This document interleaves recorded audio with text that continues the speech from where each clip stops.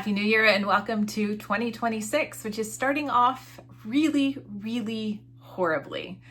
It's not really aligning with my word of the year, which is ease. I was hoping to ease into 2026, especially since I'm recovering from a partial knee replacement surgery that I had back on December 15th. And that is proving to be a true challenge on a daily basis. So why couldn't 2026 be easy? I guess with 2025 also being challenging, we were not going to be given the gift of an easy 2026. And I hope that you have something good to look forward to in 2026, because we need to find all of the joy, the love, the compassion, and goodness that we can as we try to make it through the hellscape, which is bound to be 2026.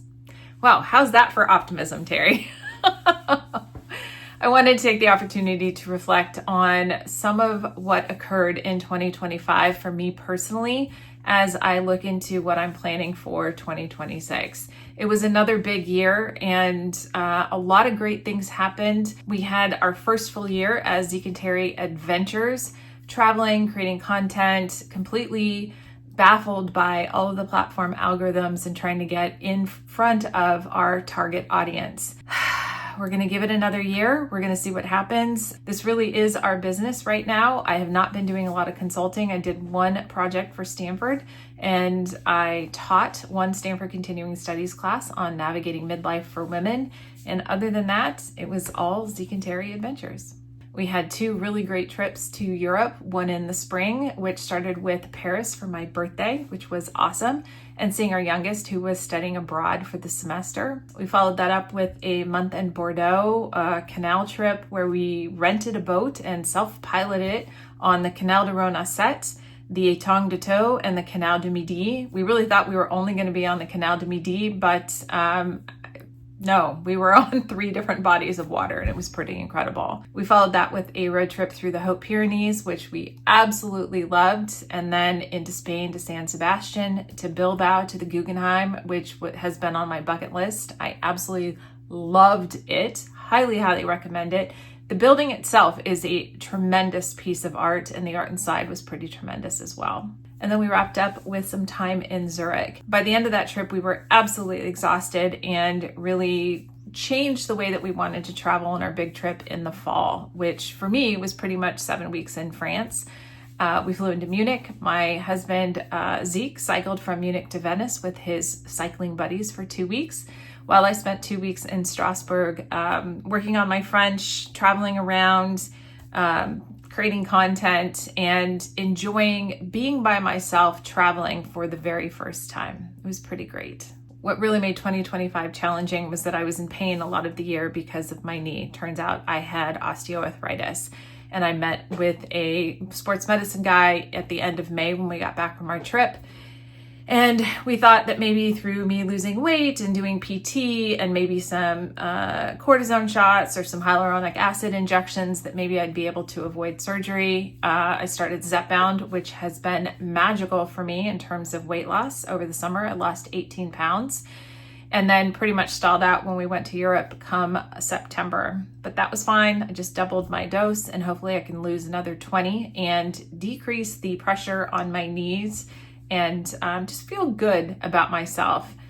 I did a video on why I think Zepbound or other GLP-1s might be good solutions for a lot of us midlife women who struggle with the increased visceral fat around our midsection, which is not healthy for us as we are continuing to age. And for a lot of us with our metabolism changing and our estrogen declining, we can do all what we think are the right things and try to lose that weight, whether it's through strength training, calorie modification. But for a lot of us, our bodies are rebelling and saying, nope, I'm going to hold on to that as tight as possible. So for me, Zepbound has been a real game changer. And every day I feel a little bit healthier. It also really helped me take a look at some overall habits in terms of water and fiber and protein, strength training, and also addressing some of my emotional baggage that I might have been dulling or self-medicating with alcohol and food. And you can check out that video. I'll go ahead and put a link to it in the description. Back in Q1, I taught the Stanford Continuing Studies course on navigating midlife for women for the second time, and had an even better time doing it. Made a couple of friends, which I was so surprised by. And if you're watching, I love you all. That was really an unexpected bonus out of teaching that class. I also tested out some coaching and was planning on putting together some sort of a coaching mentoring program over the course of the year, and just plumb ran out of time. But while we were in Lyon in the fall and I was at a hammam getting a massage of all things, it occurred to me that I'm ready to start doing retreats for midlife women to provide a safe space to work through in more detail some of the curriculum associated with navigating midlife for women that I have taught through Stanford continuing studies. When I got back, I worked with my friend Christy Nichols in Nicaragua to put together a whole retreat ecosystem. We were hoping to launch the first one for a week in Nicaragua in March, but we've decided to push that. We've almost filled it up for 2027. You can go to the pilotingyourliferetreats.com website and learn more about that. But I'm also planning on potentially in November doing a weekend one, an intensive for those women who have attended the Stanford course. A number of women have said after the course that they want something more, and I'm figuring a 4-night, 3-day intensive would be a lot of fun for us to do even more work to really design and live a life of our own creation. With the ecosystem, I actually have a couple more that I have in mind, and we'll see what happens in 2026 as I launch probably the first one come November. This is also assuming that over the summer I get to teach the course again through Stanford Continuing Studies, but I am right now at the beginning of January still waiting to hear back, but fingers crossed. In January of last year, our son Adam, who is now 24, moved home after he and his ex-girlfriend split up in Denver. And it's been really delightful having him home. And I'm so proud of him because he applied for and got into a couple of different master's programs in philosophy. And in September, or was it August, he started the program at San Francisco State. He took 5 classes over the fall. One of them was a pedagogy class that he's going to have to take throughout his tenure at San Francisco State, and he aced them all. He put in so much work, and it was fascinating. Zeke and I would be here in the office and we would be working, and Adam would storm out of his room and come and talk about something that was philosophy oriented. And we just kind of look at him like deer in the headlights because we didn't always understand what he was talking about. And then he would just have some sort of an epiphany and then go back in, slam his door, and then get back to writing. So we are thrilled that he is on a good path, and we are ecstatic that the San Francisco State program is just phenomenal. And he's making friends and he's doing really, really well, which is such a relief as a parent because we were so worried about him for a number of years. Our youngest is wrapping up in Burlington, Vermont, and will be graduating in May. We are also super proud of them.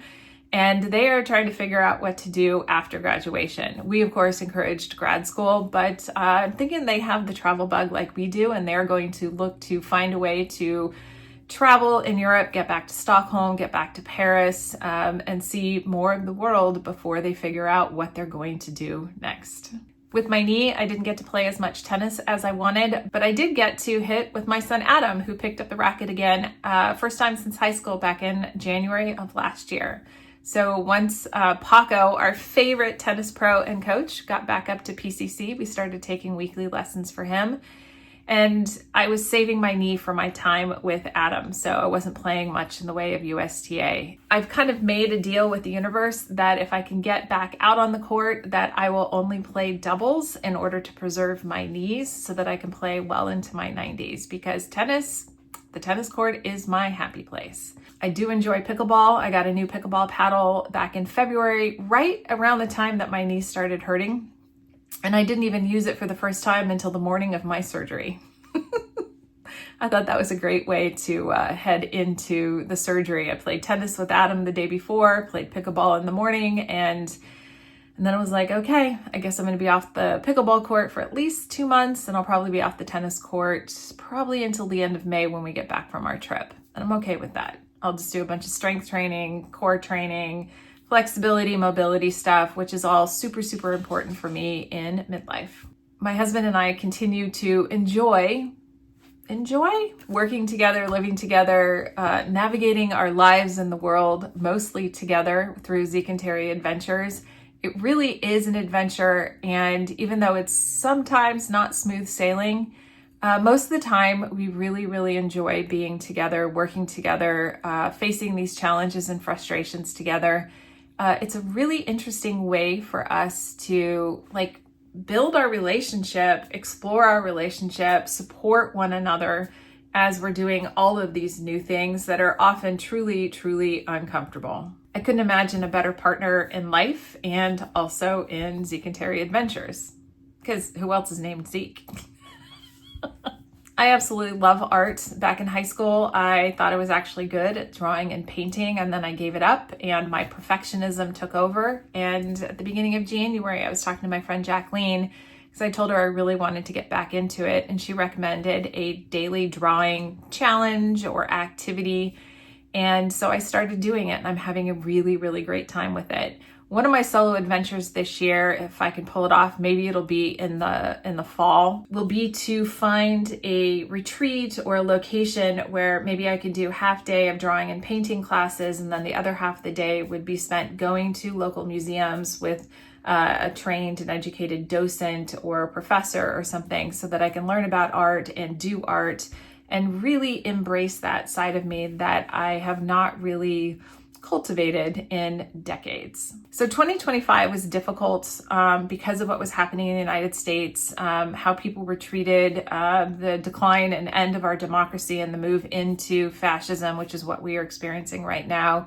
And so when I'm in those times, in order to maintain my sanity, I often don't read new books. I love to read, but I need comfort food in terms of books. Back in December when we went to Mexico, and I also reached out to people to say, hey, I'm going to be stuck with this recovery. What books should I be reading? And I got a lot of great recommendations. And so I started reading, and I'm back to reading a book about every 3 or 4 days. I'm trying to take advantage of this wave of being open to reading new books. And I'm writing up reviews and putting them out on Goodreads. So you think you can find me as Terri Hanson Mead. And then I'm also putting them out on Instagram on the Piloting Your Life Instagram page. So you can see a whole bunch of new books out there. And I have a whole bunch more that are on my list to read. And I'm hoping that since I am easing into 2026 and I cannot do all the things that I normally do because of my knee, that I'm going to continue to have time to read new books, because I absolutely love to read. I'm determined to write a fiction book at some point. Her name was Dahlia, is still in the back of my mind. I still want to write that book. And the more I read, the more I see and learn about how to write a good fiction book. It's work, it's preparation, it's research. It's research. And it also helps my writing, which I absolutely love to do. I'm doing a lot of it through the Piloting Your Life in-flight entertainment that I send out, not weekly, but a couple times a month. The postcards from the road that I write for Zeke and Terri Adventures. I want to be doing more travel journalism, which I talked about at the end of 2023, beginning of 2024. And I just need to find a way to get connected to whether it's the AARP magazine or other midlife travel publications, online or otherwise, to be able to write about the travels, to inspire other people to get out, get uncomfortable, and go adventure, which is what we're trying to do with Zeke and Terri Adventures. I am a firm believer that travel makes us better humans. When we are uncomfortable, when we are having to be empathetic to other people's situations, when we have to get out of our comfort zone and navigate places that are foreign to us, and then meet other people and realize that people are a lot like us everywhere else. We're all human. I think it makes us better humans, which is why I want to see more people traveling. And if there's a way for me to make it easier to inspire others to do it, either through Terri Hanson Mead or through Zeke and Terri Adventures, then I am super proud and privileged to do that. I continue to try to learn multiple languages, not always so successfully, but if I'm going to go to Mexico City and Nicaragua for my solo trip come March, and then we go to Italy, to Rome and Sicily in April, and then to France, Tunisia, and Morocco. This quarter, I am working on my French, my Spanish, and my Italian. When I was in Strasbourg, I met this young gal, Manel, who I absolutely adore. I did some private lessons with her when I was in Strasbourg, And I continued to work with her since I liked her so much. So I work with her about once or twice a week, depending. And I'd like to say my French is improving. I'd like to say my accent's improving, but maybe I'm just not losing what I had, but I think I still really sound terrible. And she's gonna have a lot of fun with me when I pick up Italian and Spanish and can't complete a single sentence in French without combining all three. As I said, my word for 2026 is ease. And this year, Jacqueline introduced me to like the 3 legs of a stool, and you can have supporting words for it. So my supporting words are play, grace, and curiosity. My 2025 word was audacity, and I think I was a little audacious. I think I was bold. I think I did some new things. I think I'm going to give myself a gold star for being audacious in 2025. I think 2026 with ease, I think that one's actually going to be harder. That means less fighting, less resistance. I'm starting to work with a therapist on Monday. I have a couple of things that I want to work on. And if I'm able to work through the issues, then I will definitely be approaching certain parts of my life with greater ease. Where I'm absolutely going to fight, though, is fight for our democracy here in the United States. Protesting on Friday nights despite my surgery. I'm going to get back out there tomorrow. I'm recording this on Thursday.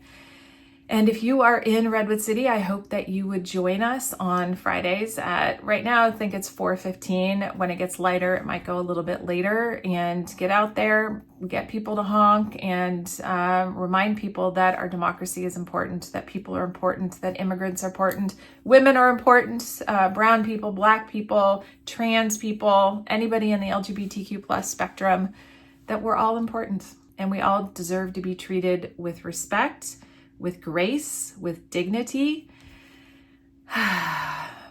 2025 was hard, and I know 2026 is going to be even harder.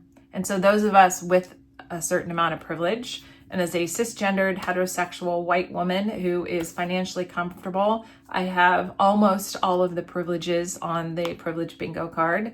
I'm just not a man, otherwise I'd be getting a clear bingo. It is up to me and people like me. And if you are one of those, then we all need to be speaking up, calling our senators, calling our representatives, telling them to stand up, to fight, to push back on all of the bad things that are currently happening right now in the United States. Get out there, protest, show up for No Kings rallies, get in the way of ICE, do what you can in order to make your voices heard. There are more of us than there are of them, just like in Bug's life.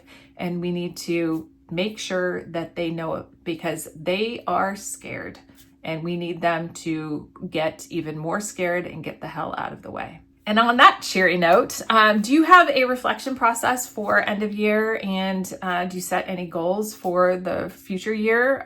Do you do a vision board? Do you set up a word for the year, a series of words? What do you do? What's your process? Do you do it at another time of the year, maybe around your birthday, maybe spring, because that more aligns with maybe your body rhythms?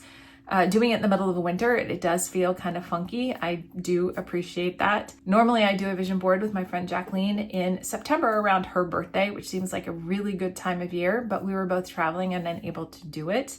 I also tend to do it in July when I visit my cousin in Boise.